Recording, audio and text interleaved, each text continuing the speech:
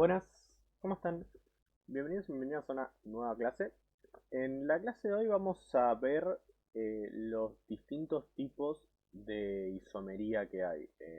Vimos ya en las clases anteriores que dentro de los compuestos orgánicos lo que varía no es, digamos, el tipo del elemento por el cual está compuesta una molécula, sino que tenemos moléculas fundamentalmente compuestas por carbono e hidrógeno. Ahora en las próximas clases vamos a ver que se agrega a esa lista oxígeno y nitrógeno, pero no mucho más. Estamos hablando de menos de 10, menos de 7 elementos que se ven en la química orgánica, y que las diferencias entre compuestos vienen dadas fundamentalmente por cómo esos átomos de esos elementos se acomodan en una estructura.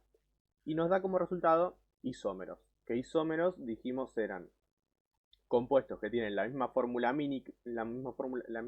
mínima, carbono tanto, hidrógeno tanto, oxígeno tanto, nitrógeno tanto, y son diferentes moléculas, por ende tienen diferentes estructuras. Ahora, dependiendo de cómo es diferente esa estructura, se califican o se clasifican en realidad en bajo diferentes rótulos de isomería. La isomería tiene dos grandes grupos principales. Está la isomería estructural y la isomería espacial.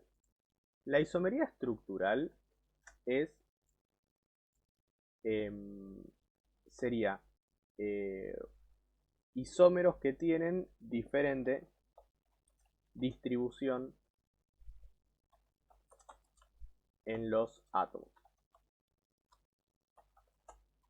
Lo cual incluso puede sonar extraño porque si la isomería estructural es esto, ¿qué es la isomería espacial? Porque uno asocia la definición de isomería per se a esto, a a dos moléculas donde los átomos están distribuidos de diferente manera. Bueno, en un rato vamos a ver. Entonces, los isómeros estructurales tienen diferente distribución en los átomos, ¿sí? Cuando hablo de distribución, estoy hablando estrictamente de conectividad. Los átomos están conectados diferentes, ¿sí? Es decir, si yo tengo una estructura que está, digamos que son de 4 carbonos, en uno tengo una cadena y en el otro en uno tengo los 4 en una cadena de 4 y en el otro tengo una cadena de 3 con un metilo, los átomos están conectados de manera diferente. El carbono está conectado, el carbono 3 está conectado a cosas diferentes, por ejemplo, o el carbono 2. Eh, entonces, en esos casos en los cuales tengamos en cada estructura por separado átomos que están conectados a cosas diferentes, vamos a tener isomería estructural. Dentro de la isomería estructural tenemos tres grandes grupos. Tenemos isomería de cadena, isomería de posición e isomería de grupo funcional. La mejor manera de ver cada tipo de isomería es con ejemplos, y no hay mucha manera en la cual quede, digamos, claro o explicado, porque a fin de cuentas esto es una convención. O sea, isómeros son isómeros y se decidió ponerlos en estas categorías, pero no es que hay un principio físico importante que implique dividirlos de esta manera. O sea, es más una convención, mucha gente poniéndose de acuerdo en esto. Bien, entonces, cuando tenemos una isomería estructural de cadena, lo que tenemos es que varían los átomos de lo que se diría el esqueleto. ¿Qué quiere decir el esqueleto? Me refiero a la cadena principal. Recuerden que vimos en la clase pasada que, por ejemplo, para yo nombrar un compuesto orgánico, primero tenía que identificar la cadena principal normalmente. Bueno, cuando yo tengo una isomería de cadena, la cadena principal es diferente. Bien, entonces, por ejemplo, una idea de dos isómeros de cadena es el ejemplo que vivo usando, que es la estructura de 4 carbonos. Yo puedo tener, eh, yo puedo tener 4 carbonos de esta manera, es decir, acá estoy hablando de isómeros de cadena, ¿sí? Puedo tener una cadena de 4 carbonos de esta manera, o puedo tener 4 carbonos eh,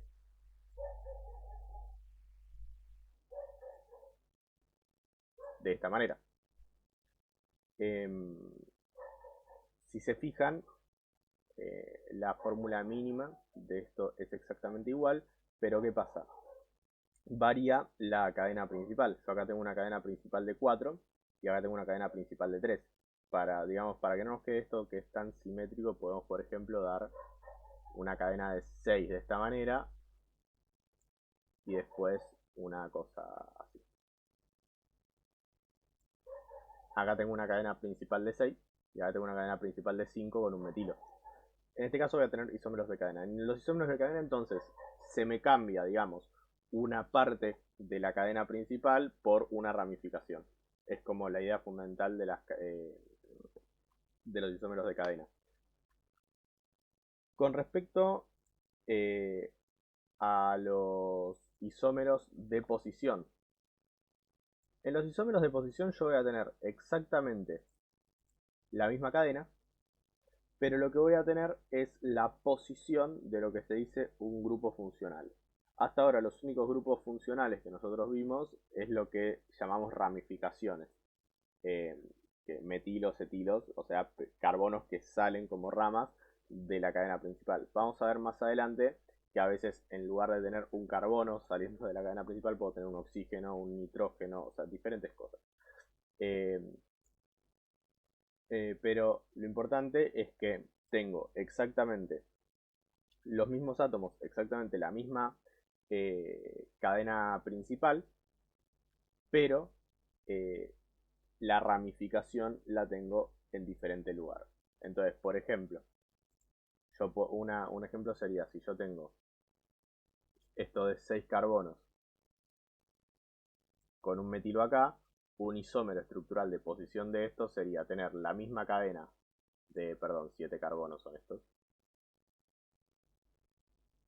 la misma cadena de 7 carbonos, pero con el metilo acá. Acá tengo, si recordamos nomenclatura de la clase pasada, acá tengo el metilo en el carbono 3, o sea, sería un 3-metil heptano, mientras que acá tengo el metilo en el carbono 4, entonces sería un 4-metilheptano. Entonces, los que tienen exactamente el mismo nombre, pero con diferente numerito, son siempre isómeros de posición. Ahora, yo les voy a dejar planteada la siguiente pregunta. ¿Por qué estos dos son isómeros de posición y estos dos, para que me corra un poquito, y estos dos no son isómeros de posición? Se los voy a dejar anotado en, o sea, les voy a dejar el recordatorio de responder esta pregunta en la publicación del Classroom, pero la pregunta es, ¿por qué este con este son isómeros estructurales de posición y este con este no son isómeros estructurales de posición? Este con este sí y este con este no. Nada, te lo dejo para que lo piensen. Entonces, los isómeros de posición constan de eso. Tenemos el mismo grupo funcional. En este caso, hasta ahora los únicos grupos funcionales que vimos son ramificaciones. Es decir, tenemos exactamente lo mismo, pero ubicado en un carbono diferente. Y por último tenemos los isómeros estructurales de grupo funcional. ¿Cuál es la mejor manera de entender esta categoría? Es los que no entraron en las otras dos categorías, porque la realidad es que son los isómeros estructurales donde la estructura cambia demasiado radicalmente y no son ni de cadena ni de posición. Un ejemplo es eh, esto. Eh,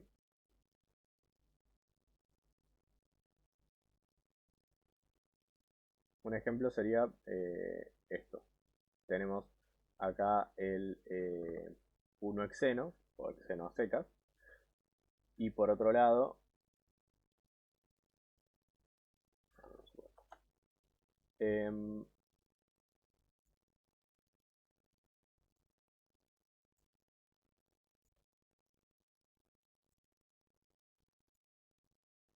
tenemos esto, que es el ciclohexano, que es una molécula eh, bastante importante para la química orgánica porque es súper estable, pero no viene el caso. Si se fijan, la fórmula mínima de esto es exactamente la fórmula mínima de esto. Ahora, son dos estructuras que No son isómeros de posición porque no es que tienen la misma ramificación en diferentes lugares. Y no son isómeros de cadena porque no es que reemplazo la cadena por una ramificación, sino que cambio radicalmente la estructura, es decir, cambio un doble enlace por un alqueno cíclico. Entonces, como cambia de alguna manera, o sea, esto es medio extraño porque siempre cambia la química de la estructura, ¿bien? Pero podemos decir que es un cambio mucho más radical pasar de un alqueno a un alcano. O sea, estoy cambiando lo que se dice la funcionalidad, justamente, y por eso es de grupo funcional. Eh, por ejemplo, en los isómeros de posición o de cadena, vimos que eran todos alcanos. O sea, puede haber alquenos que sean isómeros de posición, ¿no? Eh, pero digamos que no cambiaba. Si eran isómeros de posición, eran alcano con alcano. Si eran isómeros de cadena, eran alcano con alcano también, o alqueno con alqueno. Por ejemplo, un isómero de posición de esto podría ser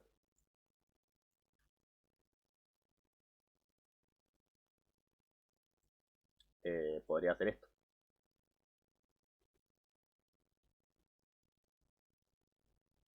que es, este sería el 1-hexeno, este sería el 2-hexeno, eh, pero nada, este con este serían isómeros de posición. Pero fíjense que ambos son alquenos. Justamente, en este caso tengo isómero, lo que se dice isómero de grupo funcional, porque cambia la funcionalidad. Paso de tener un alqueno a un alcano. O sea, si yo veo este tipo de conversiones de alqueno a alcano, de alqueno a alquino, o lo que sea, estoy en un isómero de estructura de grupo funcional. De vuelta es más fácil hacerlo por descarte. O sea, se ve claramente que esto no es un isómero de cadena y que esto seguramente no es un isómero de posición. A lo sumo quizás uno se lo puede confundir con isómero de cadena, pero no estoy reemplazando una parte de la cadena por una ramificación. Pero sería una confusión que podría darse. De posición seguro no es. Eh, pero nada, de grupo funcional son dos isómeros, pero que son demasiado diferentes químicamente. Este es un alqueno y este es un alcano, y eso, aunque no lo crean, hace una gran diferencia en la química de la cuestión. Eh, Voy a dar dentro de poco una clase de decir que como tenemos bastante tiempo digamos, sobra por el ritmo de las clases, voy a dar una explicación un poco más profunda del tema de los dobles y triples enlaces del carbono, que es bastante interesante y que nos va a ayudar a entender estas cosas y el tema de la funcionalidad y por qué es tan diferente un alqueno de un alcano. Pero bueno, grupo funcional es esto. Ahora, en la otra gran rama tenemos eh, la rama de la isomería espacial. Y esta va a ser quizás la parte un poco complicada de entender. La isomería espacial, yo tengo exactamente la misma distribución de átomos,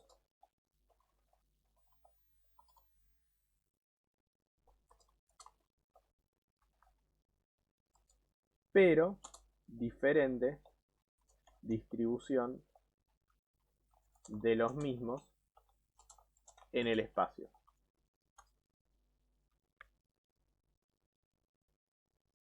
Y va a ser complicado de asimilar este concepto. Lo primero que tenemos que recordar es que las moléculas son tridimensionales. Recordemos TREPED. En el caso de los eh, isómeros espaciales, yo no voy a tener un tema con la distribución de los átomos, no es que voy a tener en lugar de una cadena de 4, una cadena de 3 con una ramificación o una ramificación en un lugar diferente. La conectividad de los átomos va a ser exactamente la misma, pero la posición de los átomos en el espacio va a cambiar.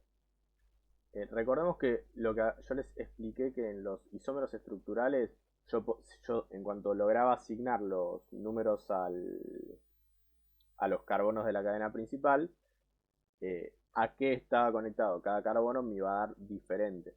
Entonces en un isómero, por ejemplo, el carbono 4 lo tendría conectado a 3 hidrógenos y un carbono, y en el otro isómero lo podría tener conectado a 2 hidrógenos y 2 carbonos.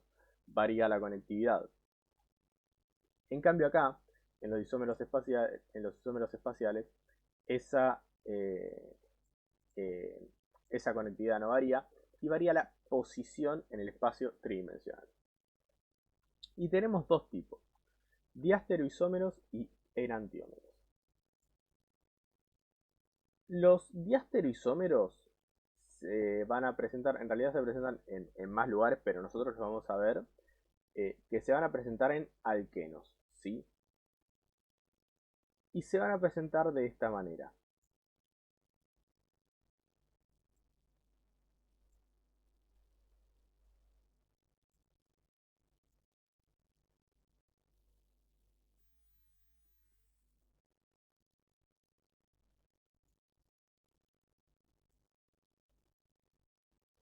Estos dos son dos diastereoisómeros. ¿Por qué es importante para qué lado apunto digamos, los enlaces aledaños a un doble enlace? Esto tiene que ver, y esto lo voy a explicar más a fondo cuando explique la naturaleza de estos enlaces, pero por ahora les voy a pedir que me crean que un enlace simple, digamos que estos son mis dos puños, mis dos manos son dos carbonos unidos por un enlace simple tiene posibilidad de rotación, ¿sí? Sin ningún tipo de problema. Entonces, por ejemplo, si este carbono tiene un enlace para acá y este otro carbono tiene otro enlace para acá, es indiferente para qué lado los dibujo, porque el enlace tiene libertad de rotación. Entonces, estar así es lo mismo que estar así, porque este enlace puede rotar libremente. Ahora, cuando yo tengo un enlace doble, el enlace doble tiene impedida la rotación. Los carbonos no pueden rotar. No tengo esta posibilidad. Entonces, si los dos enlaces me quedaron para abajo, yo no puedo rotar y tener esto. Me van a seguir quedando para abajo. Entonces voy a tener la posibilidad de que estén los dos para el mismo lado o la posibilidad de que estén los dos para lados opuestos. ¿Por qué? Porque de vuelta no puedo rotar. Cuando tengo un enlace puedo rotar libremente. Cuando tengo dos enlaces no puedo rotar. Entonces, como no puedo rotar, como esto no puede rotar, eh, yo puedo tener, perdón, yo tengo dos posibilidades marcadas, que estén para lados opuestos y que estén para el mismo lado. Cuando están para el mismo lado, se dice que son isómeros cis. Y cuando están para lados opuestos, se dice que son isómeros trans. Sí, de acá vienen las palabras cis y trans que se usan para definir identidades. O sea, en realidad esto tiene una raíz del latín, ¿no? Eh, pero tiene la misma idea. Trans, lado opuesto, cis, mismo lado. Entonces, cuando yo tengo digamos, lo que sea aledaño a un doble enlace en lados opuestos, tengo lo que se dice un diastereoisómero trans o simplemente isómero trans. Y cuando yo tengo los dos, digamos, las dos cosas aledañas al doble enlace hacia un mismo lado, tengo el diastereoisómero cis. Entonces, fíjense que la conectividad de la cadena es exactamente la misma, ¿sí? No varía a qué está conectado cada carbono, pero debido a esta rigidez del doble enlace, es diferente tener este carbono acá arriba que tener este carbono acá abajo. Entonces, la posición, digamos, la distribución espacial de los, eh, de los compuestos cambia. Perdón, de los átomos del compuesto cambia y es diferente. Si quieren, por ejemplo, podemos hacer una estructura un poco más extendida.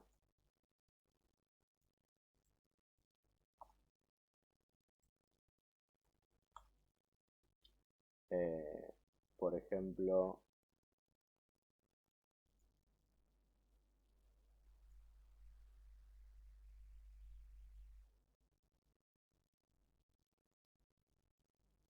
podemos tener así.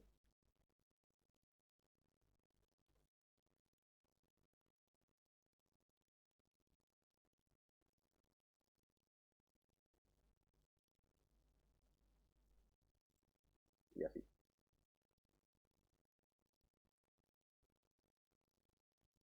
Si se fijan, ambas son alquenos de 6 carbonos. De hecho, para ser específicos, ambos son el 2-hexeno. Tipo, si cuentan la cadena principal, tenemos es 1, 2, 3, 4, ¿verdad? Y el doble enlace en el carbono 2, por ende tenemos un 2-hexeno. Y acá lo mismo, 1, 2, 3, 4, 5, 6, 2-hexeno también. Solo que este es el trans 2-hexeno y este es el cis 2-hexeno.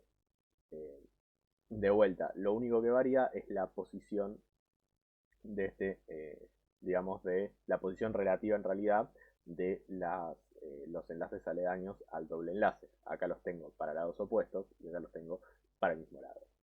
Y vuelvo a repetir, solo en alquenos. En alcanos esto no lo tengo porque los enlaces simples pueden rotar libremente, entonces no tengo posiciones definidas.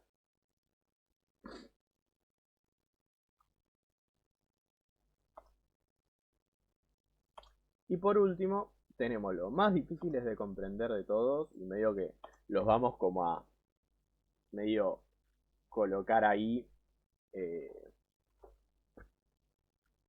medio que los vamos a mirar un poquito de lejos, vamos a saber que existen y nos vamos a tranquilizar porque son bastante extraños. O sea, no extraños en el sentido de difícil de encontrar, sino extraños en el sentido de difícil de entender. Y son los enantiómeros. Los enantiómeros son dos compuestos que son uno la imagen especular del otro. ¿Qué es la imagen especular? Sería el reflejo en el espejo, como dos manos. Ustedes piensen que si esto fueran dos manos, si yo tengo dos manos, las dos manos son una el reflejo de la otra y no son iguales porque tienen la imagen invertida. Tienen exactamente, si fuéramos completamente simétricos, podríamos decir que tienen las mismas características, el mismo centro conectado a los mismos enlaces con exactamente las mismas cosas, pero aún así son diferentes. Lo mismo pasa en el carbono, perdón, en los compuestos orgánicos. Y en este caso solo se van a generar cuando yo tengo un carbono unido a cuatro cosas diferentes.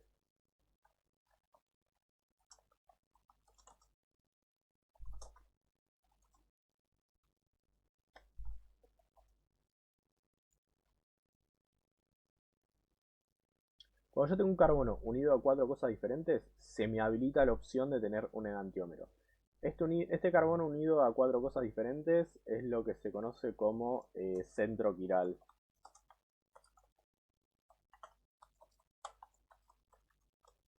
No hay nada, solo para que lo sepan. Y la particularidad de estos compuestos es que tienen lo que se dice propiedades ópticas. Tiene que ver con índices de refracción y luces, ¿sí? Y no nos vamos a meter mucho más en esto. Eh, para que se den una idea, hay materias de la facultad entera son acerca de los enantiómeros per se, porque son complicados tanto de sintetizar como de separar como de entender. Lo que sí tienen que saber de los enantiómeros es esto, que es un carbono unido a cuatro cosas diferentes. Por ejemplo,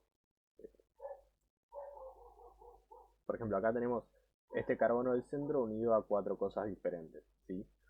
Eh, esto, este carbono es automáticamente un centro quiral y esta molécula tiene la posibilidad de tener un enantiómero.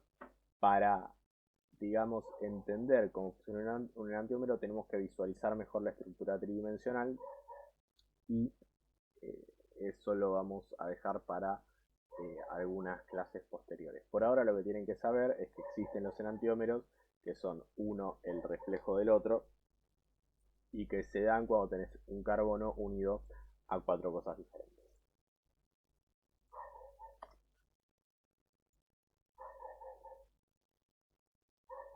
Bien.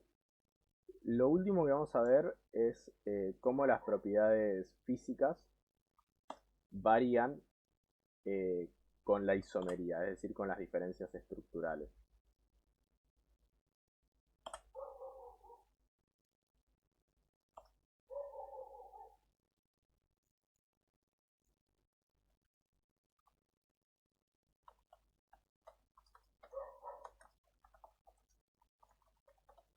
Lo que tenemos que recordar, nosotros las propiedades físicas que siempre vemos, que vemos del primer trimestre, siempre son los puntos de fusión y ebullición, ¿no?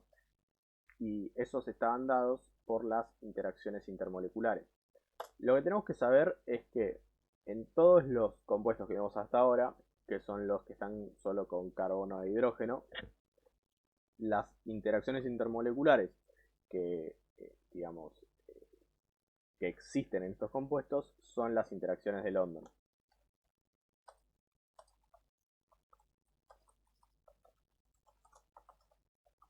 ¿Sí? Que eran las interacciones dispersivas que dependían de esta nube electrónica y la polarizabilidad.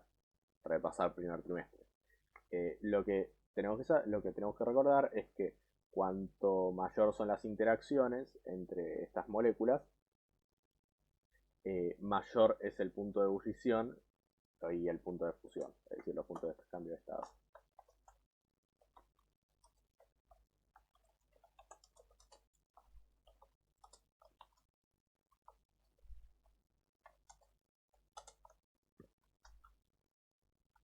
Ahora sí, ¿sí? Mayor punto de ebullición y punto de fusión. Que recordemos son los valores de, de temperatura en donde se cambia de estado. Entonces, ¿qué tenemos que saber de qué tienen que ver los isómeros y las propiedades físicas? Bueno, que justamente como la estructura es diferente, por más que tengamos los mismos átomos y la misma cantidad, al tener diferente estructura, las interacciones de London van a ser mayores o menores, porque dependen de la distribución de una nube electrónica. Entonces, las reglas, entre comillas, por las que nos vamos a manejar serían que cuanto más larga es una cadena, mayor es el punto. Voy a decir todo punto de ebullición, pero valdría para el de fusión también, ¿sí? Mayor es el punto de ebullición.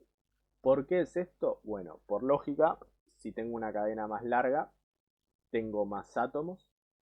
Si tengo más átomos, tengo una nube electrónica más grande. Si tengo una nube electrónica más grande, es más polarizable. Y si es más polarizable, tengo más interacciones de London. Eso me da un mayor punto de ebullición.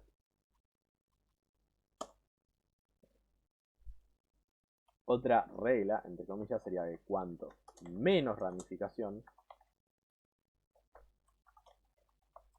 mayor punto de ebullición. ¿Por qué menos ramificaciones implican un mayor punto de ebullición? Pensemos que más allá de toda la línea de poder de por medio, las interacciones intermoleculares se dan por, podríamos decir, comillas, contactos. Es por interacción entre nubes electrónicas, pero podríamos hablar de una especie de contacto. Si yo tengo muchas ramificaciones, digamos que esa interacción por contacto, entre comillas, o esa interacción entre nubes electrónicas disminuye porque yo puedo acomodar menos las moléculas. Si yo, por ejemplo, tengo dos moléculas completamente lineales, en realidad ramificadas, ¿no? Con esa forma de escalera, digamos, dos cadenas sin ramificaciones, las cadenas se pueden acoplar perfectamente una con otra. Ahora, si una está llena de ramificaciones y la otra no tiene ninguna, ya no puedo acoplar tan bien una con la otra porque tengo ramificaciones de por medio. Eso hace que las interacciones de London sean más débiles y por ende tenga, cuanto menos ramificaciones tenga mayor punto de ebullición, ¿sí? Entonces tiene que ver con, digamos, la manera en la que yo puedo acomodar eh, una cadena con la otra, ¿sí? Podemos hacerlo bien gráfico esto. Entonces, supongamos esto. O sea, por ejemplo, pues, supongamos esta cadena de 6 carbonos, o sea, estas dos cadenas de 6 carbonos, como que se pueden acomodar perfectamente, o sea, las podemos tipo acoplar en una idea muy ficticia, ¿no? Pero yo puedo, digamos, acomodarlas muy cerca una de la otra sin ningún tipo de problema, y esto lo puedo hacer casi de cualquier posición. Ahora, si por ejemplo yo tengo eh, un compuesto que es metilado, es decir, que tiene un metilo, de esta manera, ya las posiciones en las cuales puedo acomodar bien una con la otra son menos. Yo no puedo acomodar esta acá. ¿Por qué? Porque tengo una ramificación de por medio. Tampoco puedo hacer, uno podría decir, ah, pero hago esto. Sí, no, porque esta ramificación me molesta acá. O sea, una manera, por ejemplo, sería dando vuelta a esto completamente. eh,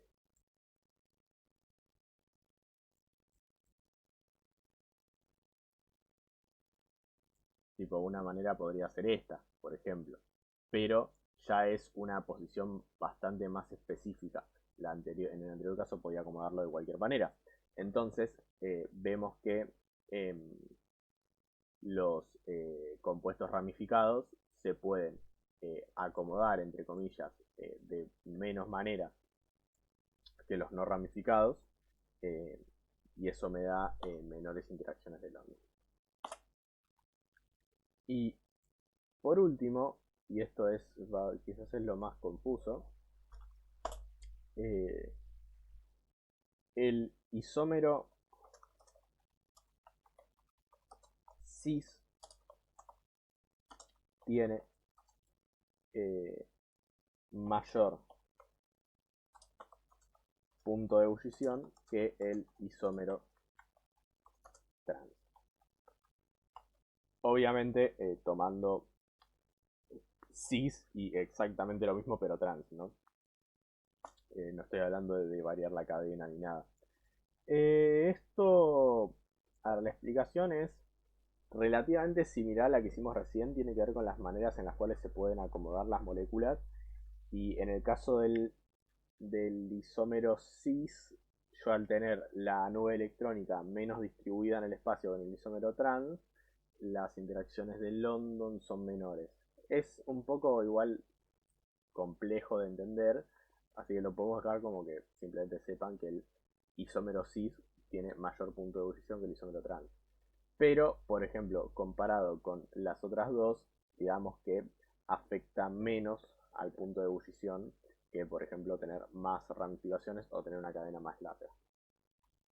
De hecho, algo por lo cual los enantiómeros son, no sé si es interesante la palabra, eh, pero tienen tantas mañas y tienen tanto estudio encima, es porque justamente los enantiómeros tienen exactamente el mismo punto de ebullición y el mismo punto de fusión y tienen exactamente las mismas propiedades físicas.